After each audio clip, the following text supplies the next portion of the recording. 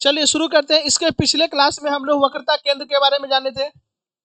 वक्रता केंद्र क्या कहते हैं, आपका फोकस दूरी के बारे में जाने थे, फोकस बिंदु के बारे में जाने थे, हाँ ही ना, बोलो। फोकस के बारे में जाने थे, ध्रुव के बारे में जाने थे, ये कुछ चीजों के बारे में जाने थे। थोड़ा सा रिवीजन करते हुए हम लोग आगे बढ़ेंगे। बात समझ में आ रही है क्या?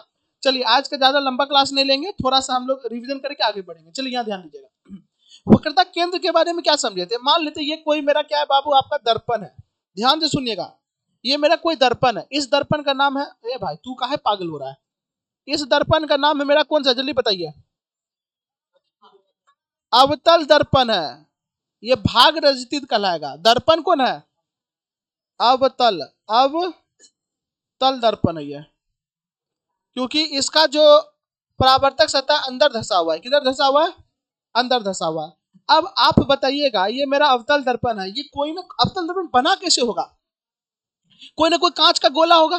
कांच का क्या होगा? गोला, जैसे गेंद होता है खोखला, उसी तरीके से कोई कांच का क्या होगा? गोला होगा। उस गोला को कटोरी नियर काट दिया तो 2 कटोरी मिल गया, नहीं मिल गया? उसी तरीके से तो ये कोई ना कोई गोला होगा। अंडा नहीं बनना भाई। हाँ ठीक है, बन गया का? अंडे बन गया, फोड़ के खा लेना इसके बाद। चलो यहाँ ध्यान देना। तो ये कोई ना कोई क्या था बाबू? खोखला गोला था। क्या था? खोखला गोला। अब जब गोला है तो गोला का अपना केंद्र भी होगा। गोला होगा कि नहीं? तो गोला का अपना क्या होगा? केंद्र होगा। क्या होगा? केंद्र। तो याद देखिएगा, कोई भी दर्पण हो, चाहे कोई भी गोली दर्पण हो, जिस खोखले गोले का भाग होता है, ध्यान से सुनना हम बोल क्या रहे हैं, कोई भी गोली दर्पण जिस खोखले गोले का भाग होता है, उस खोखले गोले के केंद्र बिंदु को, ये केंद्र को हम स्पेशल नाम दिए हैं वक्रता केंद्र। क्या नाम दिए हैं? वक्रता केंद्र दिए। क्या दिए हैं? वक्रता केंद्र। तो ये मेरा कहलाएगा वक्रता केंद्र। क्या कहलाएगा? वक्रता केंद्र कहलाएगा। मेरा बात समझ में आ रहा है क्या? इसको हम लोग सी से सूचित करेंगे। किससे करेंगे? इंग्लिश में इसी को बोलते हैं सेंटर ऑफ कर्वेचर। क्या बोलते हैं? Very good. क्या बोलते हैं? सेंटर ऑफ कर्वेचर बोलते हैं। इसको कैपिटल सी से इंडिकेट करते हैं। ये एक बिंदु, एक डॉट है। ये क्या है? एक बिंदु है। तो बिंदु है तो इसका लंबाई होगा नहीं, चौड़ाई होगा नहीं, मोटाई होगा नहीं। बात समझ में आ रहा है क्या? तो ये एक बिंदु है, ये सेंटर ऑफ कर्वेचर होता है। ये किसको ध्यान में रख करके दिया गया? तो ये जो दर्पण है, जिस गोले का भाग होगा उस गोले के केंद्र को हम लोग कहेंगे, ना कि ये दर्पण का केंद्र है। ध्यान से सुना, ये दर्पण का केंद्र नहीं, दर्पण जिस गोले से बना है, जिस खोखले गोले से बना है, उस खोखले गोले का ये केंद्र है। समझ में आ रहा है क्या? चलिए, अब ये दर्पण है, दर्पण का भी अपना एक मध्य बिंदु होगा, बीच वाला सेंटर पॉइंट होगा, हाँ है ना?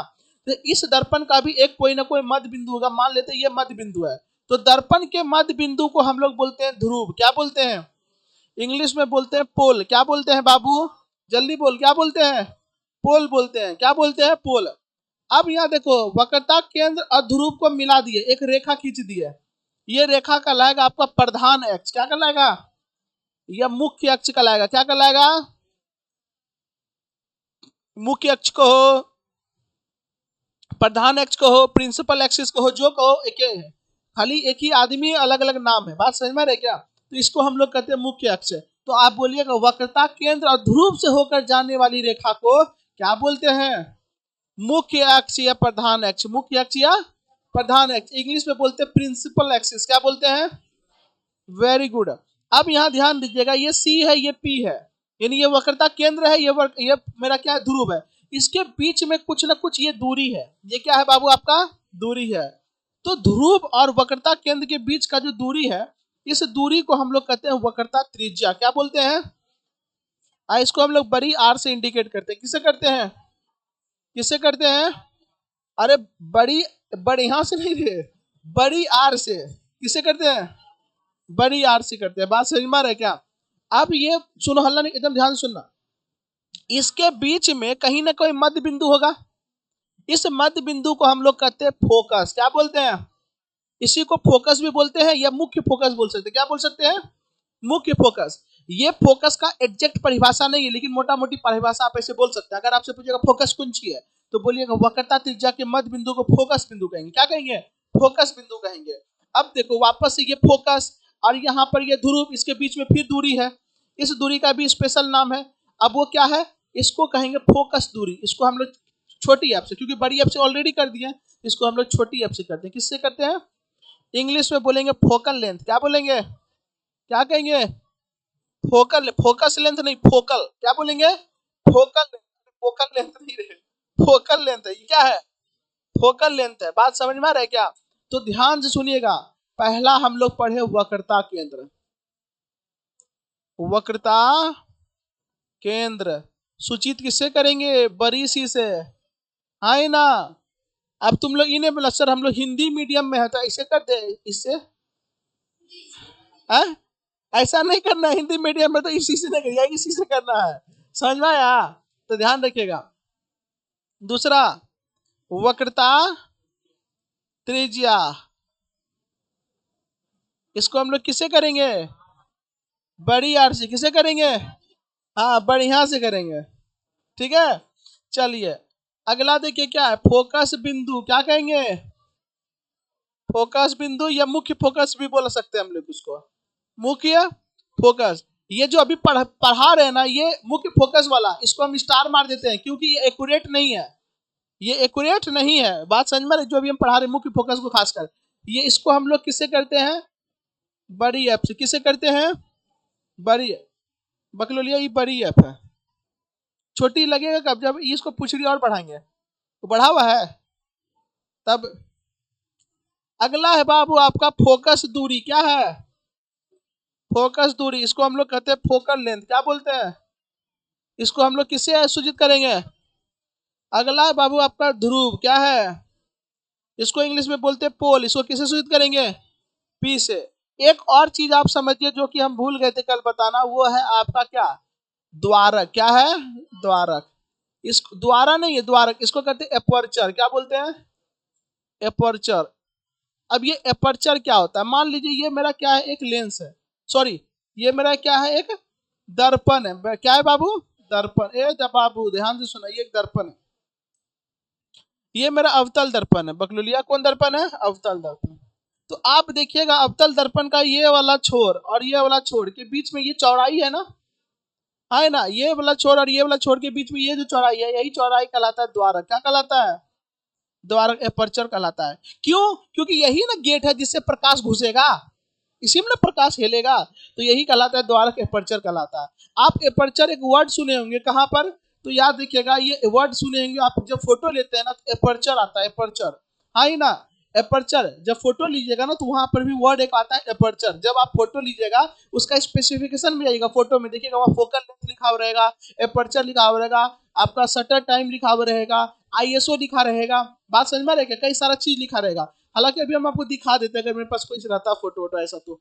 बात समझ में रहेगा? फोटो खींचा हुआ फोटो, हाँ ये ना, उसमें बहुत सारा चीज डिटेल लिखा रहता है। तो वहाँ एपर्चर का मतलब क्या हो गया? वहाँ लेंस लगा हुआ है और लेंस का अपना गेट होता है। अगर लेंस का गेट बड़ा रहेगा तो ज्यादा लाइट हिलेगा, और जितना ज्यादा लाइट हिलेगा उतना ब्राइट फोटो आएगा। देखिएगा 2 मेगापिक्सल का कैमरा है, तो केवल मेगापिक्सल को देख के आप ये निर्धारित नहीं कर सकते कि अच्छा ही फोटो आएगा या खराब फोटो आएगा। बात समझ में आ रही है क्या? उसका एपर्चर कितना है, हाँ ना? अगर कोई 2 मेगापिक्सल एपर्चर छोटा है, कोई 2 मेगापिक्सल एपर्चर बड़ा है, एपर्चर बड़ा है ज्यादा लाइट हिलेगा तो ब्राइट लाइट आएगा, अच्छा क्या कहते हैं, इमेज बनेगा। बात समझ में आ रही है क्या? तो एपर्चर। अब देखिए फोन में भी फोटो आता है, डीएसएलआर सब में भी फोटो आता है, तो उसका बड़ा लेंस कितना होता है? तो एपर्चर क्या हो गया? उसका बड़ा हो गया। और जैसे एपर्चर बड़ा होगा तो ज्यादा लाइट इन करेगा, और जितना लाइट इन करेगा उतना ज्यादा क्या अच्छा फोटो आएगा। ये उसी तरीके से घर है, कोई छोटा सा खिड़की लगा दिया तो कम लाइट अंदर हिल रहा है, आपको मतलब कि अंधेरा अंधेरा हल्का सा दिख रहा है, और वही बड़का से गेट लगा दिए तो और ज्यादा आपको दिखेगा। बात समझ में आ रही है क्या? तो वही होता है एपर्चर। क्या होता है? एपर्चर। इसको इंग्लिश में हम लोग बोलते हैं द्वारक। तो एपर्चर जरूरी है कि नहीं? यस। जिसका एपर्चर जितना ज्यादा होगा उतना दूर का भी फोटो ले पाएगा, वो ज्यादा रेंज का फोटो ले पाएगा। बात समझ में आ रही है क्या? एपर्चर जितना छोटा उतना कम फोटो लेगा, उतना लो ब्राइट फोटो लेगा। समझ में आ रहा है क्या? ध्यान में आ रहा है? कोई दिक्कत?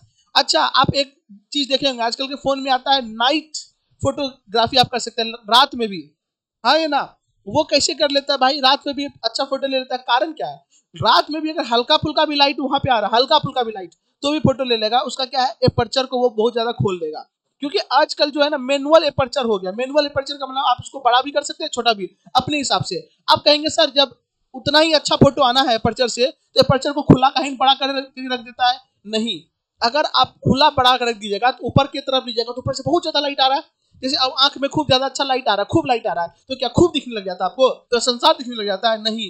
उस कंडीशन अखिया को ढिमराना पड़ता है, छोटा करना पड़ता है, यानी एपर्चर को घटाना पड़ता है। एपर्चर को क्या करना पड़ता है? घटाना पड़ता है, ताकि लिमिटेड लाइट जाए, अनलिमिटेड लाइट नहीं चले जाए, कम से कम लाइट जाए, हाँ ना? क्योंकि वो बहुत ब्राइट लाइट है। क्या है? बहुत ब्राइट लाइट है। बात समझ में आ रहा है क्या? इसीलिए जब अंधेरा में रहेगा आंख ढेर फाड़ फाड़ के आप लोग देखते हैं, हाँ ये ना। और जैसे तनी को लाइट में चल जाते हैं तो हम लोग का भी अखिया का अपर्चर क्या हो जाता है, छोटा हो जाता है, हाँ ये ना। होता है कि नहीं, सूत के उठे हैं, अखिया देखिएगा एकदम चाइनीज लेके निकलिएगा, पता चल जाता है कि सूत के उठे हैं, हाँ ये ना। होता है कि नहीं। और जैसे बाहर में अपर्चर आपका हो गया छोटा, क्या हो गया छोटा, और वही छोटा अपर्चर लेके रूम में हिल गए, जैसे रूम में हिले ना अंधार अंधार दिखेगा, का है अपर्चर छोटा है, तो धीरे धीरे आंख उसके अपर्चर को बड़ा करेगा तो लाइट ज्यादा ज्यादा आपकी आंख में जाएगा तो आपको दिखने लग जाएगा प्रॉपर।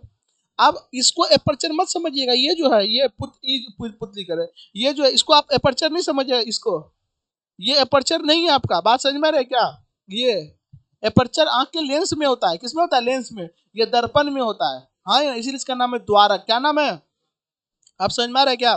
तो अपर्चर हम आपको कल या किसी और दिन दिखाएंगे, आपको इमेज का स्पेसिफिकेशन लाएंगे, डिटेल लाएंगे, तो वहां पर हम आपको दिखाएंगे अपर्चर, समझ में आ रहा है क्या। हाँ ये ना, वहां पे बताएंगे अपर्चर, फोटो में आएगा। अब मेरे पास फोटो है लेकिन वो फोटो खींचा हुआ फोटो नहीं है, बनाया हुआ फोटो है, नहीं समझे। फोटो बनाया हुआ का मतलब ये कुछ कार्टून बनाना, ये वो अगर हम तो उसमें थोड़ी अपर्चर होगा, तो थोड़ी हम फोटो खींचे थोड़ी है जो उसमें आएगा अपर्चर कितना, आईएसओ कितना, ये सब कितना है, बात समझ में आ रहा है क्या। जैसे ये हम बनाए तो इसमें अपर्चर सब थोड़ी आएगा, हाँ अगर हम फोटो जो लेंगे उस फोटो में अपर्चर आपको शो करेगा, क्या शो करेगा, अपर्चर शो करेगा, बात समझ में आ रहा है क्या, कोई दिक्कत है क्या, नहीं ना। शटर, शटर का मतलब क्या हो गया, आपका लेंस कितना सेकंड में फोटो खींच ले रहा है, जितना कम शटर रहेगा उतना तेजी से फोटो खींचेगा, जितना लंबा शटर रहेगा उतना देरी से फोटो खींचेगा। पहले सैमसंग सबका फोन में क्या होता है, एक बार फोटो खींच रहे कर दो, पहले लाइट पर एकदम देगा, भड़भड़ाक लाइट देगा, फिर फोटो खींच के नहीं होता था पहले का फोन में, हाँ ये ना, पहले फोकस करेगा, डी फोकस करेगा, वापस फिर खींचेगा।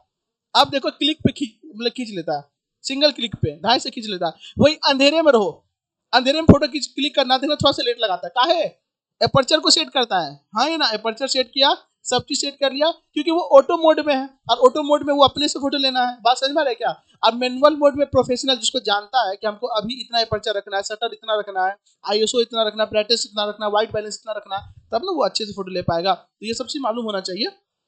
कोई दिक्कत है क्या, नहीं। यहाँ आदमी का क्या है, अगर कैमरा दे देना, मैनुअल दे देना, सबको हाइप रखेगा कि खूब अच्छा फोटो आएगा, ला पूरा अजीबे फोटो ले आता है अच्छा जनरली यही है ना कि सब चीज को हाई पे रख दो, बढ़िया होगा, ऐसा जरूरी थोड़ी होता है, हाँ ना। क्या चाहिए, अब जैसे ये कैमरा का है, ये जो कैमरा आप देख रहे हैं इसका भी ये सेट किया गया है, हाँ ना।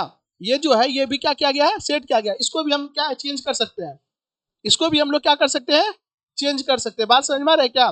कॉन्ट्रास्ट घटाना है, कॉन्ट्रास्ट बढ़ाना है, कलर का टोन घटाना है, कलर टोन बढ़ाना है, व्हाइट बैलेंस करना है, ब्लू लाइट को ज्यादा मतलब करना, जो करना आप यहाँ पे भी कर सकते हैं, कोई दिक्कत वाली बात नहीं है।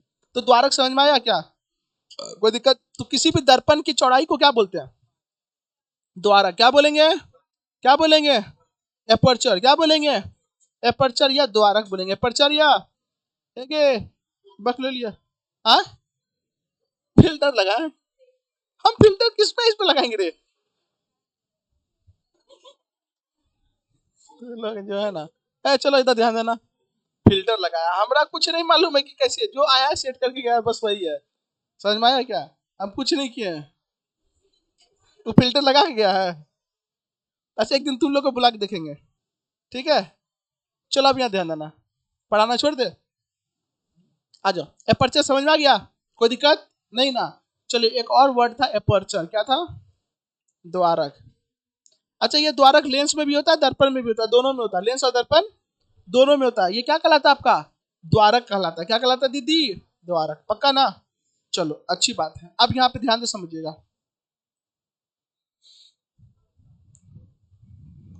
ये ज्यादा बड़ा हो गया,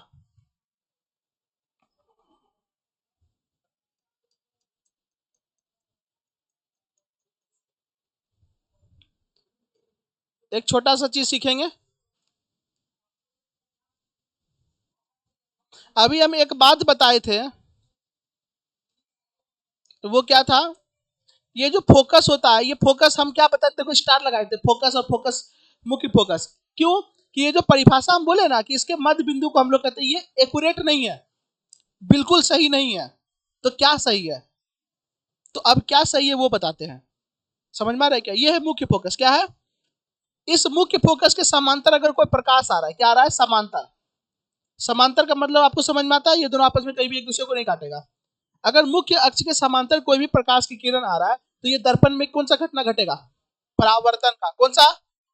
रिफ्लेक्शन होगा यहाँ पे। अब रिफ्लेक्शन होगा तो टकराएगा, और टकराएगा तो कोई ना कोई बिंदु से होके जाएगा, तो ये टकरा करके इधर से होके चले जाती है। तो ध्यान से सुनना। तो हम लोग बोलेंगे किसी भी दर्पण में, गोली दर्पण में, मुख्य अक्ष के समांतर आ रही प्रकाश की किरण, मुख्य अक्ष के समांतर आ रही प्रकाश की किरण परावर्तन के बाद जिस बिंदु पर काटती है, उसी बिंदु को हम लोग बोलते हैं फोकस। क्या बोलते हैं? यह है एग्जैक्ट परिभाषा फोकस का। अब चूंकि ऐसा देखा गया कि जहां पे काटती है ना, वो पूरे का मध्य बिंदु होता है। क्या होता है? मध्य बिंदु होता है। इसीलिए हम एक और परिभाषा बनेले हैं कि वक्रता त्रिज्या के मध्य बिंदु क्या बोलते हैं? फोकस बोलते हैं। वो लगभग मध्य बिंदु होता है, एक्यूरेट नहीं होता है। ये हल्का से इधर उधर, तनी मनी इधर उधर होते रहता है, तो जिसको हम लोग निग्लेक्ट कर देते हैं। क्या कर देते हैं? निग्लेक्ट कर देते हैं। लेकिन अगर आपको पूछेगा एग्जैक्ट कि व्हाट इज फोकस, फोकस का परिभाषा, तो आप बोलिएगा किसी भी गोलीय दर्पण में मुख्य अक्ष के समांतर, ये मुख्य अक्ष है, मुख्य अक्ष के समांतर आ रही प्रकाश की किरण परावर्तन के बाद जिस बिंदु पर काटती है, उसी बिंदु को हम लोग करते हैं फोकस। क्या बोलते हैं? क्या बोलते हैं? अरे क्या बोलते हैं? फोकस। मेरे साथ बोलिएगा, बोलिएगा ना? जो बोलिएगा किसी भी गोली दर्पण में मुख्य अक्ष के समांतर आ रही प्रकाश की किरण परावर्तन के बाद जिस बिंदु से होकर जाती है, उस बिंदु को फोकस या मुख्य फोकस कहते हैं। शर्मा का ही रही है तुमरे? शर्मा जी है? बगले ध्यान दो। चलो यहाँ ध्यान देना।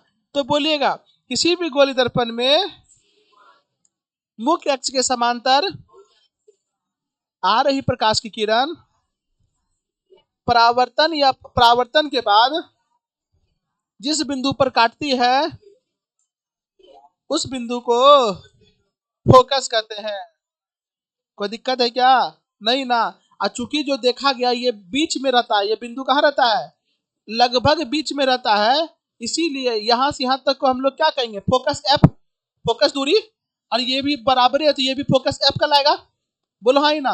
और यहां से यहां तक पूरा 100 से क्या कहलाएगा? आर। क्या कहलाएगा? आर।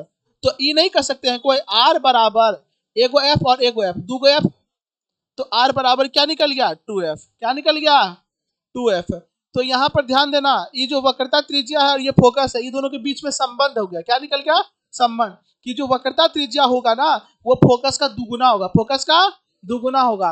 जैसे समझो, अगर नहीं समझ में आया तो ध्यान से सुनना। हम एक और फोटो बना दे रहे हैं। ये मेरा क्या है? कोई भी दर्पण है, अवतल दर्पण है। कौन सा दर्पण है?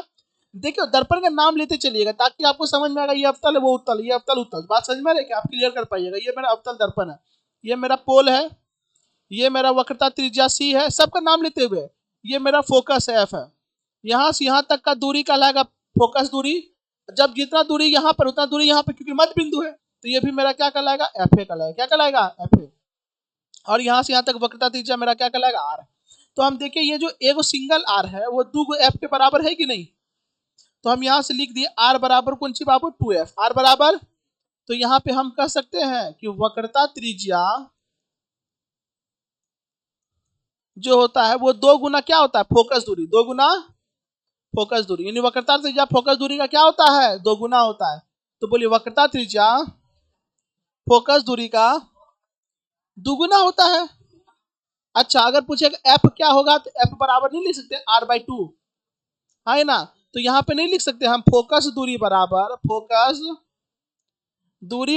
वक्रता त्रिज्या अब बटे में।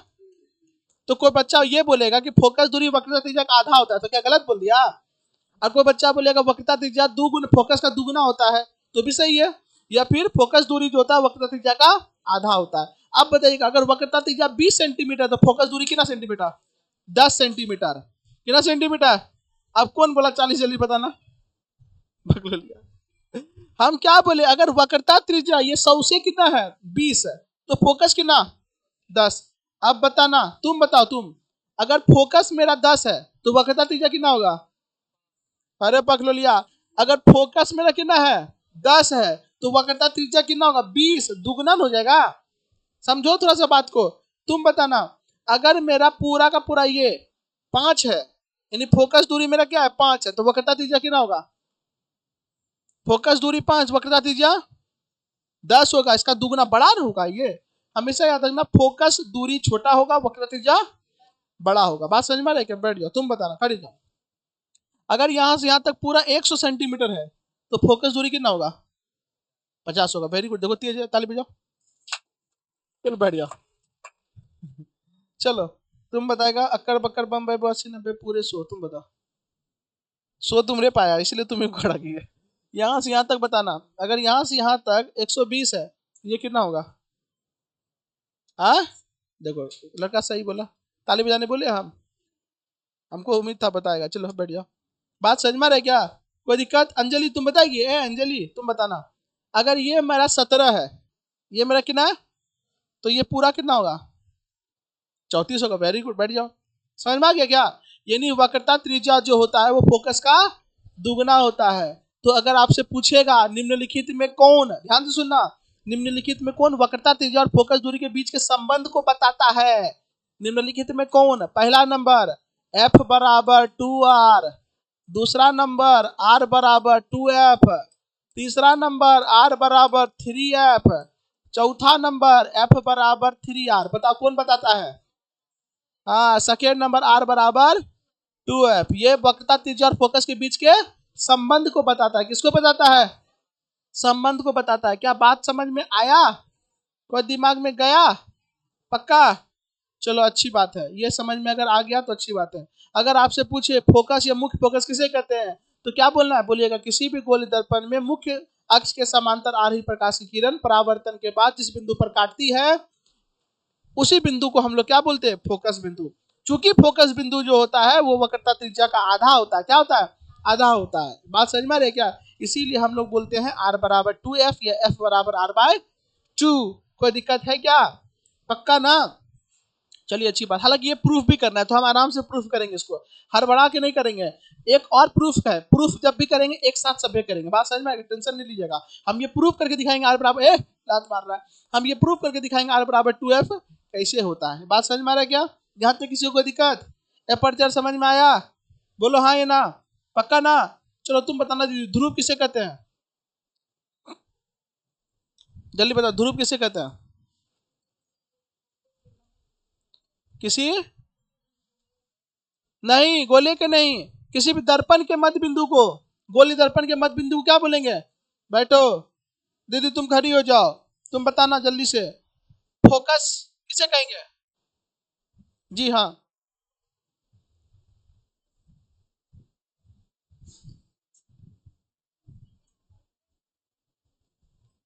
किसी भी खोखले गोले के मध्य बिंदु को नहीं, अगर बोलना ही शॉर्ट में तो बोलो वक्रता त्रिज्या के मध्य बिंदु को फोकस बोलते हैं।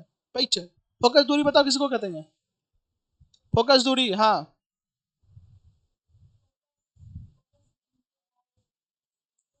बीच के फोकस बिंदु और ध्रुव के बीच की दूरी को, वही वह फोकस बिंदु और ध्रुव के बीच की दूरी को क्या कहेंगे? फोकस दूरी। तुम जल्दी बताना, वक्रता त्रिज्या किसे कहेंगे?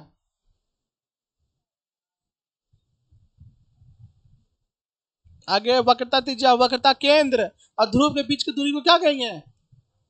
वक्रता त्रिज्या। आप देख रहे हैं सारा दूरी हम कहां से नाप रहे हैं? ध्रुव से। किससे नाप रहे हैं? ध्रुव से नाप रहे हैं। समझ में आ रहा है क्या? सारा दूरी हम लोग कहां से नापते हैं? ध्रुव से नापते हैं। कोई दिक्कत है क्या? नहीं ना, पक्का? समझ में आ रहा है? ध्रुव से क्यों नाप रहे हैं? वही तो एक इंपॉर्टेंट पॉइंट हुआ, इसीलिए ध्रुव से ही नापते हैं। कोई दिक्कत नहीं ना? दर्पण ही ना इंपॉर्टेंट हुआ मेरे लिए, है ना? चलिए ठीक है, तो आज यही रहने देते हैं, कल हम लोग आगे बढ़ेंगे। कहाँ बढ़ेंगे? आगे कल नेक्स्ट क्लास में हम लोग पढ़ेंगे इमेज फॉर्मेशन। अब कैसे कैसे इमेज बनेगा, कैसे कैसे इमेज बनेगा। यहां तक समझ में आ गया ना? पक्का ना? चलो ठीक है, आज के लिए रहने देते हैं। ओके।